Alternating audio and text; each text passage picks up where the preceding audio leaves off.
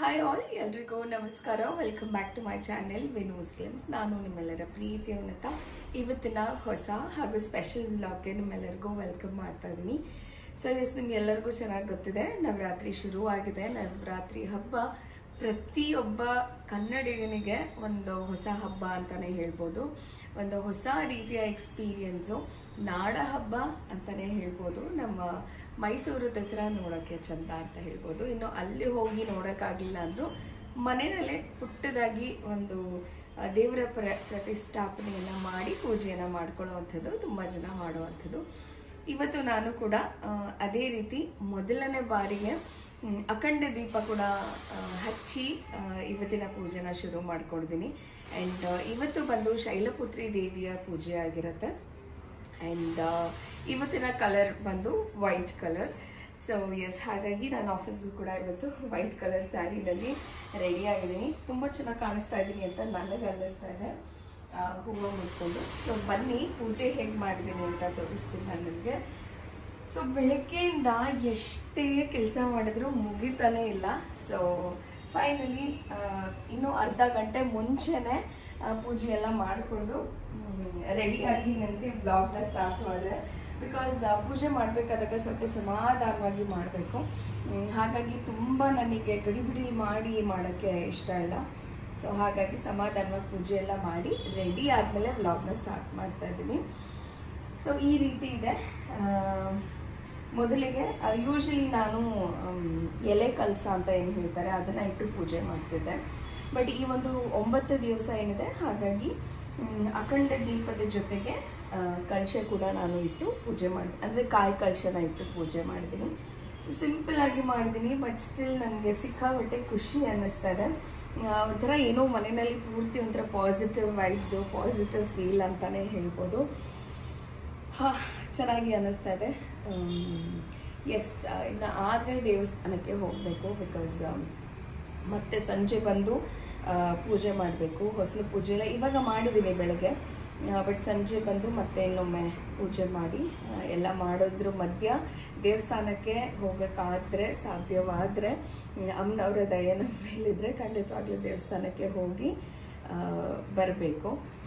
ಇಲ್ಲ ಅಂತಂದರೆ ಮತ್ತೆ ವಾಪಸ್ ಬಂದು ಪಾಪನೆಲ್ಲ ನೋಡ್ಕೊಳ್ಳೋದಕ್ಕೆ ಕಷ್ಟ ಆಗುತ್ತಲ್ವ. ಸೊ ಹಾಗಾಗಿ ಟೈಮ್ ಪರ್ಮಿಟ್ ಮಾಡಿದರೆ I will go for temple. ಇಲ್ಲ ಅಂತಂದರೆ ಬನ್ನಿ ಬಾಗಿಲಿಗೆ ಸಿಂಪಲ್ಲಾಗಿ ಪೂಜೆನ ಮಾಡಿ ಹೂವೆಲ್ಲ ಇಟ್ಟಿದ್ದೀನಿ, ತೋರಿಸ್ತೀನಿ ಯಾವ ಥರ ಅಂತ. ಫುಲ್ ಟೈರ್ಡ್ ಆಗಿದೆ, ಇಲ್ಲೆಲ್ಲ ಪೇನ್ ಬರೋಕ್ಕೆ ಶುರುವಾಗಿದೆ ಆಲ್ರೆಡಿ. ಸೊ ಈ ರೀತಿ ಪುಟ್ಟದಾಗಿ ರಂಗೋಲಿಯನ್ನು ಬಿಟ್ಟು ಅಲ್ಲಿ ಒಂದು ದೀಪವನ್ನು ಹಚ್ಚಿಟ್ಟಿದ್ದೀನಿ. ಸೊ ಯೂಶ್ವಲಿ ಏನು ಹೇಳ್ತಾರೆ ಅಂತ ಹೇಳಿದ್ರೆ, ನವರಾತ್ರಿ ಟೈಮಲ್ಲಿ ಪ್ರತಿಯೊಂದು ದಿವಸ ಅಂದರೆ 9 ದಿವಸ ಕೂಡ ಹೊಸಲಿಗೆ ಏನಿಡ್ತೀವಿ ನಾವು ಆ ಬೊಟ್ಟನ್ನು ಹೆಚ್ಚು ಮಾಡ್ತಾ ಹೋಗಬೇಕು ಅಂತ. ಸೊ ಇವತ್ತು ಮೊದಲನೇ ಅರಿಶಿಣ ಕುಂಕುಮದ ಬೊಟ್ಟನ್ನು ಇಟ್ಟು ಪೂಜೆನ ಶುರು ಮಾಡಿದ್ದೀನಿ. ಸೊ ನೆಕ್ಸ್ಟ್ ಡೇ ನಾವು ಹೊಸಲು ತೊಳೆಯುವಷ್ಟು ಇರೋದಿಲ್ಲ. ಎವ್ರಿ ಡೇ ಕುಂಕುಮವನ್ನು ಮೇಲೆ ಇಡ್ತಾ ಹೋಗಬೇಕಾಗತ್ತೆ. ಸೊ ತುಂಬ ಏನು ಪ್ರೊಸೀಜರ್ಸು ಹೀಗೆ ಮಾಡ್ಬೇಕು ಹಾಗೆ ಮಾಡಬೇಕಂತ ಸ್ಪೆಸಿಫಿಕ್ಕಾಗಿ ನಾನು ಏನು ಫಾಲೋ ಮಾಡ್ತಾ ಇಲ್ಲ. ಬಟ್ ಆದರೆ ನನಗೆ ಏನು ಸರಿ ಅನಿಸುತ್ತೆ ಮತ್ತು ಹೇಳಿದವರು ಏನು ಈ ರೀತಿ ಮಾಡಬೇಕು ಅಂತ ಹೇಳ್ತಾರೋ ಆ ರೀತಿ ಮಾಡಿ ಆಚರಣೆನ ಮಾಡ್ತಾ ಇದ್ದೀವಿ ಈ ಹಬ್ಬನ.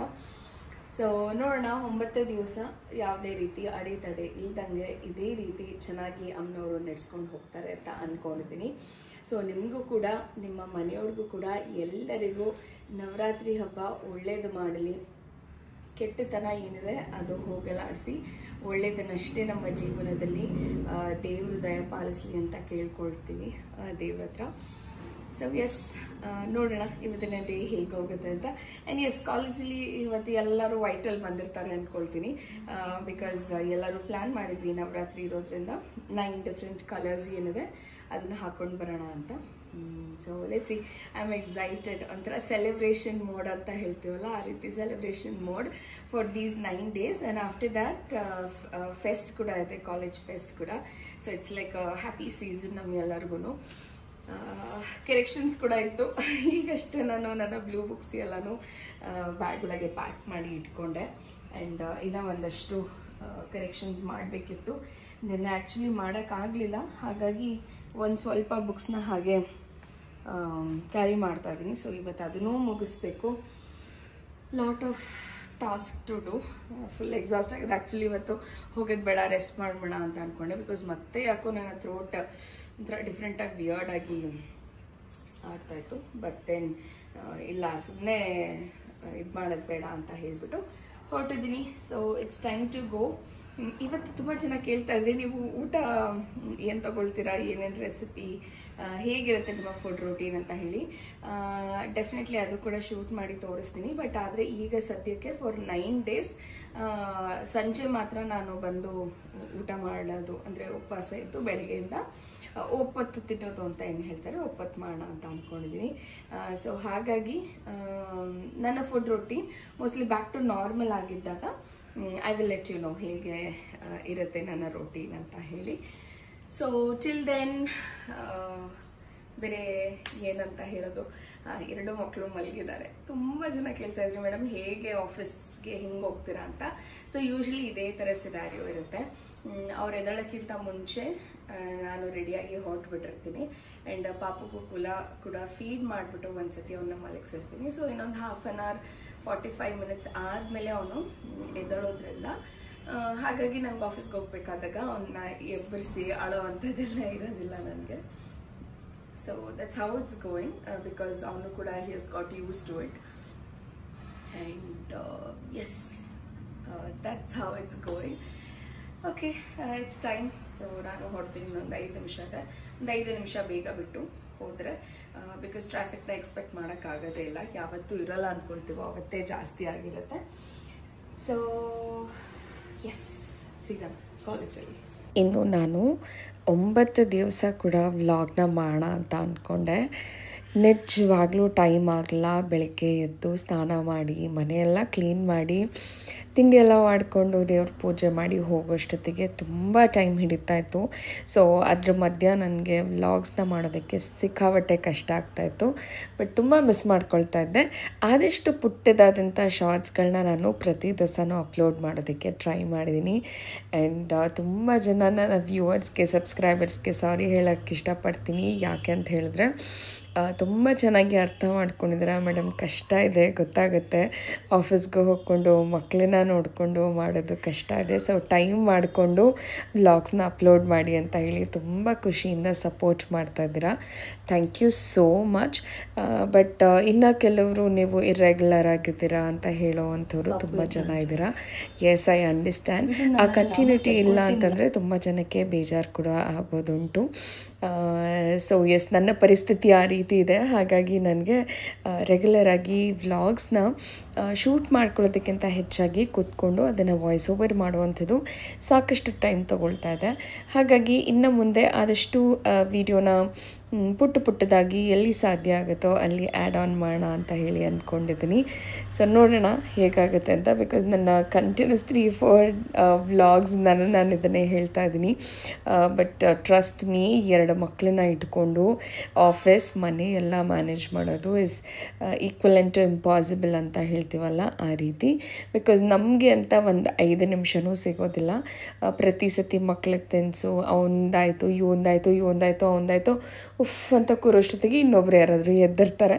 ಸೊ ಆ ಒಂದು ಜಂಜಾಟದಲ್ಲಿ ನನಗೆ ಯೂಟ್ಯೂಬ್ ಹತ್ರ ಕಾನ್ಸಂಟ್ರೇಟ್ ಮಾಡೋದು ಸ್ವಲ್ಪ ಕಷ್ಟ ಆಗ್ತದೆ. ಮತ್ತು ಆಫೀಸ್ ಕೆಲಸನೂ ಒಂದಿಷ್ಟು ಕಂಟಿನ್ಯೂಸ್ ಆಗಿ ಬರೋ ಕಾರಣದಿಂದ ವ್ಲಾಗ್ಸ್ನ ಹಾಕೋಕ್ಕಾಗಲ್ಲ. ಐ ಹೋಪ್ ನೀವೆಲ್ಲರೂ ಅರ್ಥ ಮಾಡ್ಕೊಳ್ತೀರಾ ಅಂತ ಅಂದ್ಕೊಂಡಿದ್ದೀನಿ. ಇನ್ನು ನನ್ನ ಫಸ್ಟ್ ಡೇ ಆಫ್ ನವರಾತ್ರಿ ಪೂಜೆ ಹೀಗಿತ್ತು. ಮೊದಲನೇ ಬಾರಿಗೆ ಅಖಂಡ ದೀಪವನ್ನು ಸತತವಾಗಿ 9 ದಿವಸಗಳು ಯಾವುದೇ ರೀತಿ ದೀಪ ನಂದದಂಗೆ ನೋಡ್ಕೊಂಡಿರುವಂಥದ್ದು ಸಾಕಷ್ಟು ತೃಪ್ತಿ ಇದೆ ನನಗಂತೂ. 9 ದಿವಸ 9 ದೇವಿಗಳ ಬಗ್ಗೆ ಹೇಳ್ತಾ ಪೂಜೆನ ಮಾಡೋಣ ಅಂತ ಅಂದ್ಕೊಂಡಿದ್ದೆ, ಬಟ್ ನಾನು ಆಗಲೇ ಹೇಳ್ದಂಗೆ ಟೈಮ್ ನನಗೆ ಪರ್ಮಿಟ್ ಮಾಡಲಿಲ್ಲ. ಹಾಗಾಗಿ ಮೊದಲನೇ ದಿವಸದ ವ್ಲಾಗ್ನ ನಾನು ನಿಮ್ಮ ಜೊತೆ ಶೇರ್ ಮಾಡ್ತಾಯಿದ್ದೀನಿ. ಆ್ಯಂಡ್ ಪುಟ್ಟದಾದಂಥ ವ್ಲಾಗ್ಸ್ ನಾನು ಎವ್ರಿ ಡೇ ಏನು ಮಾಡ್ಕೊಳ್ತಾ ಇದ್ದೆ ಅದನ್ನು ನಾನು ನನ್ನ ಶಾರ್ಟ್ ವೀಡಿಯೋಸಲ್ಲಿ ಪೋಸ್ಟ್ ಮಾಡಿದ್ದೀನಿ ಆ್ಯಸ್ ಅ ಮಿನಿ ವ್ಲಾಗ್.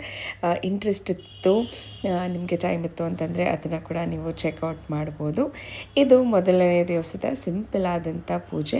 ಇನ್ನು ನವರಾತ್ರಿ ನಿಮ್ಗೆಲ್ಲರಿಗೂ ಗೊತ್ತಿರೋ ಹಾಗೆ ತುಂಬಾ ಶಕ್ತಿಯಾಗಿರುವಂಥ ದಿವಸಗಳು ಅಂತ ಕೂಡ ಹೇಳ್ಬೋದು. ಆ್ಯಂಡ್ ಯಾವುದೇ ರೀತಿ ನೆಗೆಟಿವ್ ಎನರ್ಜಿ ಆ್ಯಕ್ಟಿವ್ ಆಗಿ ಇರುವಂಥ ಈ ಒಂದು ಟೈಮಲ್ಲಿ ಆದಷ್ಟು ಹೆಚ್ಚಿಗೆ ನಾವು ಶಕ್ತಿ ದೇವತೆಯ ಪೂಜೆ ಮಾಡೋದು ಬಹಳನೇ ಮುಖ್ಯ ಅಂತ ಹೇಳ್ತಾರೆ. ಸೊ ಅದೇ ರೀತಿ ತುಂಬ ಆಸೆ ಇತ್ತು ನನಗೆ ನವರಾತ್ರಿನ ಎಷ್ಟೇ ಕಷ್ಟ ಇದ್ದರೂ ಏನೇ ಆದ್ರೂ I should not stop it ಅನ್ನೋದಂಥ ಮನಸ್ಸಲ್ಲಿತ್ತು ನನಗೆ. ಹಾಗಾಗಿ ನನ್ನ ಕೈಲಾದಂಥ ಪುಟ್ಟದಾದಂಥ ಪೂಜೆನ ನಾನು ಮಾಡ್ತಾಯಿದ್ದೀನಿ. ಆ್ಯಂಡ್ ತುಂಬ ಖುಷಿ ಇದೆ ಪೂಜೆ ಮಾಡಿದಾಗ. ಒಂದು ವೈಬ್ ಕಂಪ್ಲೀಟ್ ಡೇ ಒಂಥರ ಖುಷಿ ಅಂತ ಅನಿಸುತ್ತೆ. ಯೂಶ್ವಲಿ ಏನಾಗ್ತಿತ್ತು, ಸಂಜೆ ಬಂದು ಮಾಡಿಬಿಡೋಣ ಅಂತ ಹೋಗ್ತಾ ಇದ್ದೆ, ಬಟ್ ಈ 9 ದಿವಸನೂ ಬೆಳಗ್ಗೆ ಆಫೀಸ್ಗೆ ಹೋಗೋಕ್ಕಿಂತ ಮುಂಚೆನೇ ಪೂಜೆ ಎಲ್ಲ ಮಾಡಿಬಿಟ್ಟು ಹೋಗಿದ್ದಂಥದ್ದು ಒಂಥರ ತೃಪ್ತಿ, ಖುಷಿ. ಆ್ಯಂಡ್ ಅದ್ರ ಮಧ್ಯೆ ಹೆಲ್ತ್ ಕೂಡ ಸ್ವಲ್ಪ ಅಪ್ಸೆಟ್ ಆಗಿತ್ತು, ಗಂಟಲು ಹೋಗಿತ್ತು, ತುಂಬಾ ಸ್ಟ್ರಗಲ್ಸ್ ಆಯಿತು. ಬಟ್ ಸ್ಟಿಲ್ ಮಾಡಿದಂಥದ್ದು ನನಗೆ ಸಿಕ್ಕಾಪಟ್ಟೆ ಖುಷಿ ಅನ್ನಿಸ್ತು. ನೀವು ಕೂಡ ನನಗೆ ಕಮೆಂಟ್ ಮಾಡಿ ಹೇಳಿ ನಮ್ಮ ಮನೆಯ ನವರಾತ್ರಿ ಹಬ್ಬದ ಪೂಜೆ ಹೇಗಾಯಿತು ಅಂತ. ಸಾಕಷ್ಟು ಜನ ಇನ್ನೂ ಹೆಚ್ಚಿಗೆ ಅದ್ಧೂರಿಯಾಗಿ ಇನ್ನೂ ನಿಷ್ಠೆ ನಿಯಮದಿಂದ ಮಾಡಿದ್ದೀರ. ಬಟ್ ನಾನು ಫಸ್ಟ್ ಟೈಮ್ ಈ ಒಂದು ಅಖಂಡ ದೀಪವನ್ನು ಹಚ್ಚಿ ಪೂಜೆ ಮಾಡಿದಂಥದ್ದು ನನಗೆ ಸಿಕ್ಕಾಪಟ್ಟೆ ಖುಷಿ ಹಾಗೂ ನೆಮ್ಮದಿಯನ್ನು ತಂದುಕೊಟ್ಟಿದೆ ಅಂತ ಹೇಳ್ಬೋದು. ಇನ್ನು ಹೋಗ್ತಾ ವ್ಲಾಗ್ಸ್ಗಳಲ್ಲಿ ಇನ್ನೂ ಹೆಚ್ಚೆಚ್ಚು ಮಾತಾಡಬೇಕು, ಇನ್ನೂ ಹೆಚ್ಚು ಇನ್ಫಾರ್ಮೇಷನ್ಸ್ ನನ್ನ ಕಡೆಯಿಂದ ಏನಾಗುತ್ತೆ ಅದನ್ನು ನಾನು ನಿಮಗೆ ತಲುಪಿಸೋವಂಥ ಪ್ರಯತ್ನವನ್ನು ಖಂಡಿತವಾಗ್ಲೂ ಮಾಡ್ತೀನಿ. ಇನ್ನು ನನ್ನ ನೆಕ್ಸ್ಟ್ ವ್ಲಾಗಲ್ಲಿ ತುಂಬ ಜನ ಕೇಳ್ತಿರೋ ಹಾಗೆ ನನ್ನ ಪಾಪು ಅಂದರೆ ಅಚ್ಚು ಏನಿದೆ ಅಂದರೆ ನನ್ನ ಸೆಕೆಂಡ್ ಬೇಬಿ ಏನಿದೆ ಅವನ ಫುಡ್ ರೋಟೀನ್ ಬಗ್ಗೆ ಹೇಳಿ ಅಂತ ಹೇಳಿದ್ದೀರ. ಫುಡ್ ರೋಟೀನ್ ಬಗ್ಗೆ ಕೂಡ ನಾನು ವ್ಲಾಗ್ನ ಅಪ್ಲೋಡ್ ಮಾಡ್ತೀನಿ. ಅದ್ರ ಜೊತೆಗೆ ನಾನು ನನ್ನ 8th ಮಂತ್ ಬೇಬಿಗೆ ಊಟ ಅಥವಾ ಸರಿ ಏನಿದೆ ಅದನ್ನು ಹೇಗೆ ಮಾಡ್ಕೊಳ್ತಾ ಇದ್ದೀರಾ ಅಂತ ಕೂಡ ಕೇಳಿದ್ರಿ. ಅದರದ್ದು ಬಗ್ಗೆ ಕೂಡ ಕಂಪ್ಲೀಟ್ ಡೀಟೇಲ್ಡ್ ವಿಡಿಯೋ ನಾನು ನಿಮ್ಮ ಜೊತೆ ಶೇರ್ ಮಾಡ್ತೀನಿ. ಇದಾಗಿತ್ತು ಇವತ್ತಿನ ನನ್ನ first day of Navratri vlog. ತುಂಬ ಲೇಟಾಗಿ ಪೋಸ್ಟ್ ಮಾಡ್ತಾ ಇದ್ದೀನಿ. I hope you understand. ಮತ್ತೆ ಸಿಗ್ತೀನಿ ಮುಂದಿನ ವ್ಲಾಗಲ್ಲಿ.